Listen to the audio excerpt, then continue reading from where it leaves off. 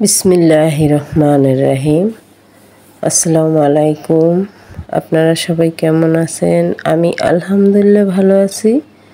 আবারও চলে আসলাম আপনাদের মাঝে কিছু রান্নাবান্না নিয়ে। এই যে আমরা দেখা যায় সহজে কি রান্না করতে পারি, অনেক সময় ব্যস্ততার ভিতরে দ্রুত রান্না করার জন্য কি রান্না করা যায়, তাই এই যে এই ডিমটা সচরাচর সবার বাসায় থাকে। দেখা যায় অনেক সময় মাছ নেই, মাংস নেই, কি রান্না করা যায়। এই ডিম এমনই একটা জিনিস যা আমরা খুব সহজে রান্না করতে পারি, যেভাবে ইচ্ছে হয় ঠিক ওইভাবেই খাওয়া যায়। তাই এই ডিম আজকে আমার ঘরে মাছ মাংস ছিল না, তখন আমি কি করব, তো ভাবলাম এই ডিম আজকে আমি রান্না করি। এই ডিম প্রথমে আমি একটু লবণ, মরিচ, হলুদের গুঁড়ো এগুলো দিয়ে মেখে নিয়ে একটু তেলে ভেজে নিয়েছি। আর এখন তো মশলা কষিয়ে নিচ্ছি। তো এখানে আমি প্রথমে একটু আদা, পেঁয়াজ, রসুন এগুলো 3 চামচ দিয়েছি। আর এখানে আমি এখন 1.5 চামচ গুঁড়া মরিচ আর 1 চামচ হলুদের গুঁড়া, 1/2 চামচ জিরার গুঁড়া এইভাবে সবগুলো দিয়ে আমি 10 মিনিট কষাবো। মশলাটা ভালোভাবে ভেজে নেব, কাঁচা গন্ধ আসবে না হয়। ভালোভাবে যত মশলা কষানো হবে ততই ভালো হয়। তারপর একটু সামান্য পরিমাণ পানি দিয়েছি, দিয়ে সুন্দরভাবে এটা লাড়াচাড়া করছি। এইভাবে একটু কষিয়ে নেবেন সব সময় মশলা, তাহলে খেতেও ভালো লাগবে, ঘ্রাণটাও সুন্দর আসবে। আর না হয় দেখা যায় কাঁচা গন্ধ আসে।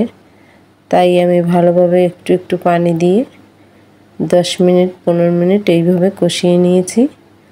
তারপর এর ভিতর আমি দেব আলু। আর দেখেন ডিম, আলু এগুলো সব সময় সবার বাসায় থাকে। খুব সহজে এইটা একটা তরকারি হয়ে যায়। তো আমার কাছে তো খুব ভালো লাগে, আমি তাই 2টা হাঁসের ডিম দিয়ে আমি এই রান্নাটা করব। ছিল 3টা, তো একটা ডিম নষ্ট হয়ে গেছে, ফেলে দিয়েছি। তারপর ওই 2টা ডিমই আমি রান্না করে নিচ্ছি। এইভাবে আলু দিয়ে ভালোভাবে কষিয়ে তারপর রান্না করতে হবে।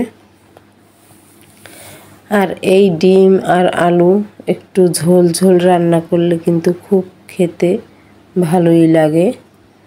তবে আপনাদের কাছে কীরকমের লাগে জানি না। আলহামদুলিল্লাহ আমার কাছে খুবই ভালো লাগে। আপনারাও এইভাবে রান্না করে দেখবেন, খেতে খুবই ভালো লাগবে। তারপর এই যে ডিম আমি ভেজে রেখে দিয়েছিলাম, ওই ডিমটাই এখন কেটে তারপর আলুর ভিতরে দেওয়া হবে। তো এই ডিম কিন্তু বেশি ভাজবেন না, একটু হালকা ভেজে নেবেন, কারণ বেশি ভাজলে শক্ত হয়ে যায়, ভালো লাগে না। তাই একটু হালকা ভেজে নিয়ে তারপর এইভাবে কেটে সুন্দরভাবে দিবে।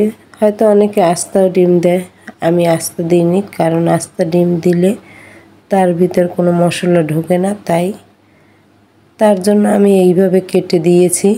কেটে এইভাবে দিয়ে সুন্দরভাবে 20 মিনিট রান্না করব। একটু হালকা আঁচে দেব, বেশি পাওয়ার দেওয়া যাবে না, তাহলে ডিমটা একদম কুসুম গলে যাবে। তারপর এইখানে আমি শাক ভাজি করে নিচ্ছি। এইটা হলো কলমি শাক। পেঁয়াজ রসুন আগেই একটু তেলে ভেজে নিয়েছি। আর এই পেঁয়াজ রসুন একটু হালকা, রসুনটা বেশি দিতে হবে, না হয় ভালো লাগবে না। তারপর এর ভিতর কাঁচামরিচ দিন বা অথবা বোম্বাই মরিচ। আমি দিয়েছি বোম্বাই মরিচ, কারণ একটু ঝাল হলে ভালো লাগে আমার কাছে, তাই। তো এইটা ভেজে নিয়ে আমি একটু গেলাম ছাদে, কারণ রান্নাবান্না শেষে বিকেল টাইমে আমি একটু ছাদে গিয়েছি খাওয়া দাওয়া করে। তখন গিয়ে দেখি আমার ছাদে অনেক গাছ মোটামুটি, কিন্তু গাছগুলোতে পানি দেওয়া হয়নি, শুকিয়ে গেছে একদম মাটিগুলো। এখানে আমি আর সুন্দর একটা টাইম ফুল গাছ অনেক সুন্দর হয় হলুদ কালার। আর এইখানে আমার ড্রাগন গাছ, তো একটা ফুল হয়েছে মাশাল্লাহ। গতবার হয়েছিল দুটো, এবার হয়েছে একটা। যাই হোক আলহামদুলিল্লাহ, তাতেই খুশি। আল্লাহ যাকে যা দেয় তাতে তা নিয়েই খুশি থাকতে হয়। এখান থেকে আমি একটু টাইম ফুল গাছ নিয়ে নিচ্ছি, কারণ আমার ব্যালকনিতে লাগাবো তাই। অনেক সুন্দর হয়েছে ফুলগুলো, ফুটলে এত সুন্দর লাগে, আমার কাছে খুব ভালো লাগে। তবে এই গাছটা এমনি এমনি হয়েছে, আমি লাগাইনি। তারপরে এই সন্ধেবেলা আমি একটু খাওয়া দাওয়া করছি, নাস্তা। তো বাইরে গিয়েছিলাম, ওখান থেকে আনা হয়েছে এখানে একটু চিকেন চাপ আর পরোটা। এইটা হলো আমার সন্ধ্যের নাস্তা।